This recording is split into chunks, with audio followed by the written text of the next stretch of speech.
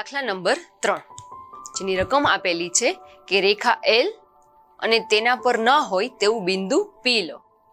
P માંથી L ને સમાંતર રેખા M દોરો. હવે P ને L પરના કોઈ પણ બિંદુ Q માટે જોડો. M ઉપર કોઈ પણ બિંદુ R લો અને R માંથી PQ ને સમાંતર હોય તેવી રેખા દોરો. ધારો કે L ને S માં મળે છે તો આ સમાંતર રેખાથી કયો આકાર બને છે તે લખો. અહીં 4 અલગ અલગ બિંદુઓ લેવાના છે જેમાં સામસામેની બે રેખાઓ એકબીજાને સમાંતર હોય તે રીતે. તો આ ચારેય બિંદુઓમાંથી કયો આકાર બને તે અહીંયા જણાવવાનું છે.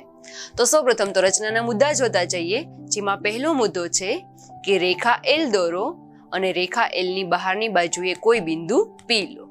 તો અહીંયા અનુકૂળ માપની એક રેખા L દોરેલી છે. L ના બહારના ભાગમાં કોઈ એક બિંદુ P લીધેલું છે. ત્યારબાદ બીજો મુદ્દો છે કે રેખા L પર બિંદુ Q લો અને P અને Q ને જોડો. તો જે રેખા L આપેલી છે ત્યાં કોઈ પણ જગ્યાએ બિંદુ Q લીધેલું છે અને P અને Q ને એકબીજા સાથે જોડેલા છે. ત્યારબાદ ત્રીજો મુદ્દો છે કે P માંથી પસાર થતી L ને સમાંતર રેખા M દોરો.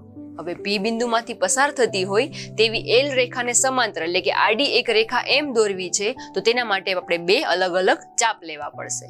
સૌપ્રથમ તો અનુકૂળ માપની ત્રિજ્યા લઈ Q ને એક પરિકરનું કેન્દ્ર રાખી અને એક ચાપ દોરીએ. હવે આ ચાપ L રેખાને જ્યાં છેદે છે ત્યાં ફરીથી પરિકરનું કેન્દ્ર રાખી અને બીજું ચાપ દોરીએ.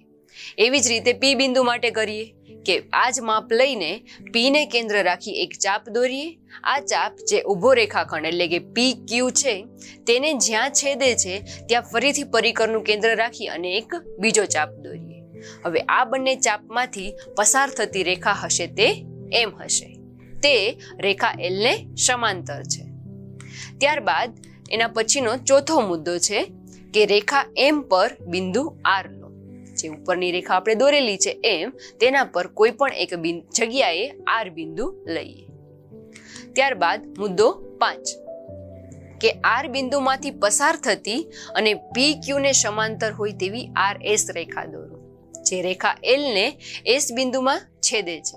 હવે L સમાંતર M છે તેથી RP સમાંતર SQ થશે.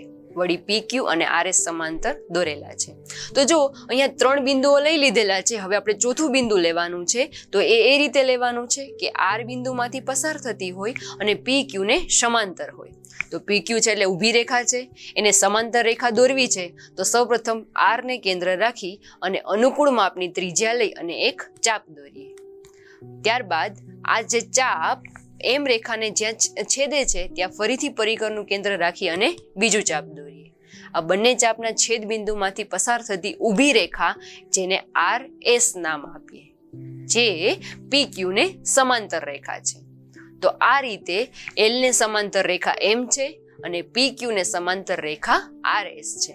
આ ચારેય બાજુ સમાંતર છે અને એમાંથી એક આકૃતિ બને છે એ PQRS એ સમાંતર બાજુ ચતુષ્કોણ છે.